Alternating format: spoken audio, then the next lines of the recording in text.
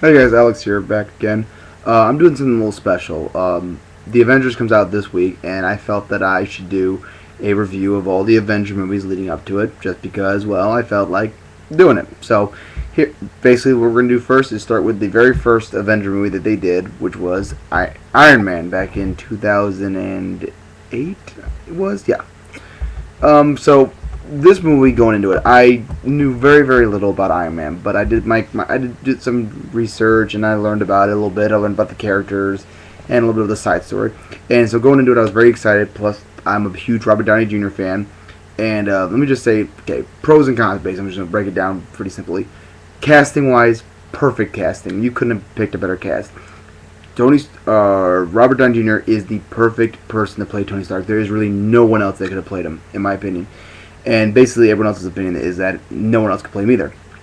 I really enjoyed Jeff Bridges as Obadiah. I thought he was a very nice villain and he had a really nice job doing the character. They didn't really give him a lot of scenes, but I think he got across that real, basic businessman, just all about money and everything. So it worked, and like they had a few nice scenes with him and Robert Downey Jr., which kind of like led the idea that they were working together, but at the same time, there was tension, blah blah blah blah blah. Loved Gwyneth Paltrow's Pepper Potts. I thought she was pretty good.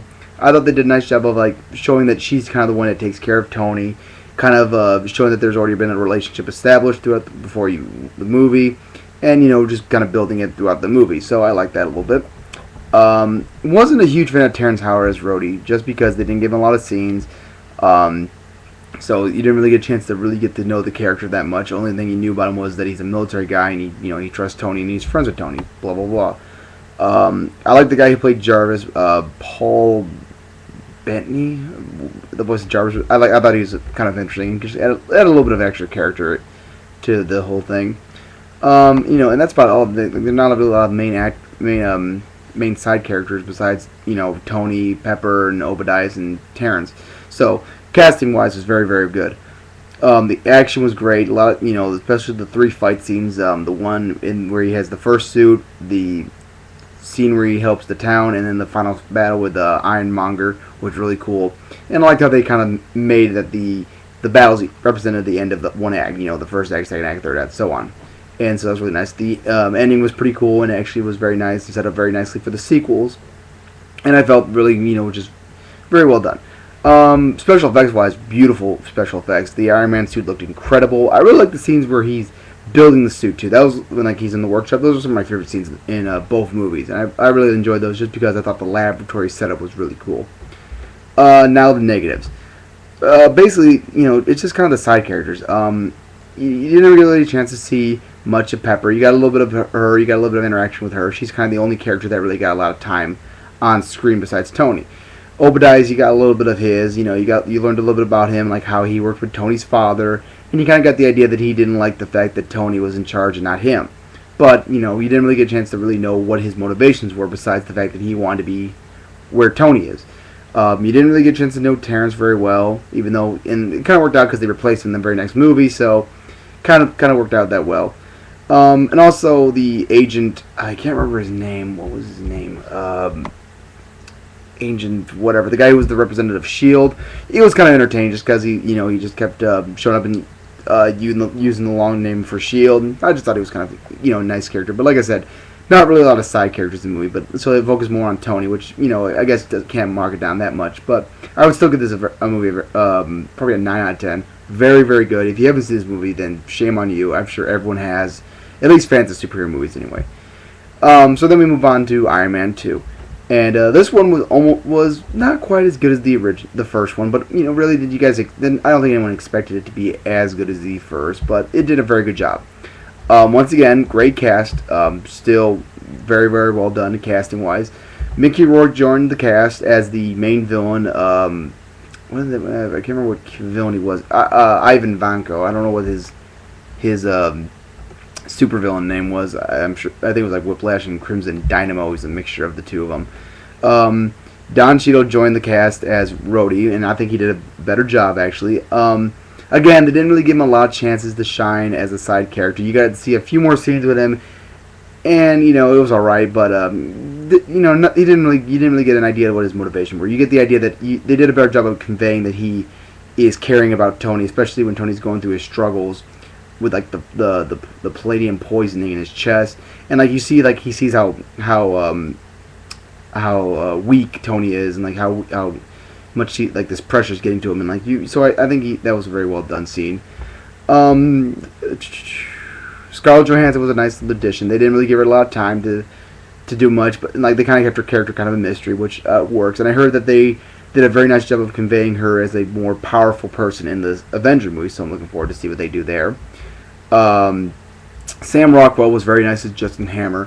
For those of you who don't know, Justin Hammer actually in the comic books and in the animated series was actually an older gentleman, but I think that they did a nice job of making him kind of like a polar opposite of Tony. Like he's just like Tony Stark. He's young.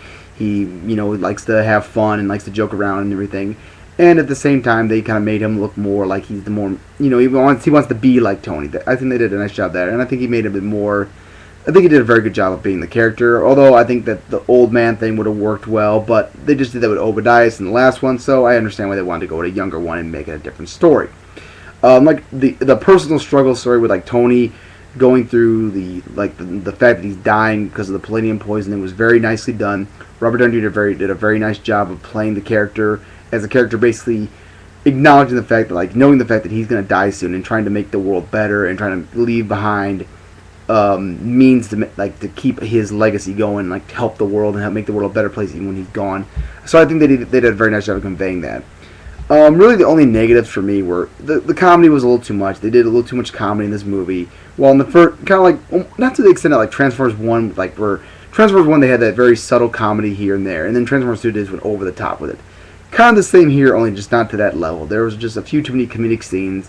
For me personally, I thought the scene where he's in the Iron Man suit and goes at the party, and then he's just sitting in the donut afterwards. Granted, it wasn't jumping the shark bad, but it was just kind of okay, it was a little ridiculous for me. But I'm sure other people had their opinions. And also, I think they gave a little too much focus to some of the side characters. They really tried to get those characters across, especially Happy Hogan, who's played by the director. I can't remember his name.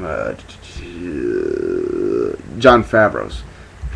So they had had a fight scene even, and then it was kind of a comedy because he tried to kick one guy's ass and Scarlett Johansson kicks 7 of them, and it was just kind of a comedy scene.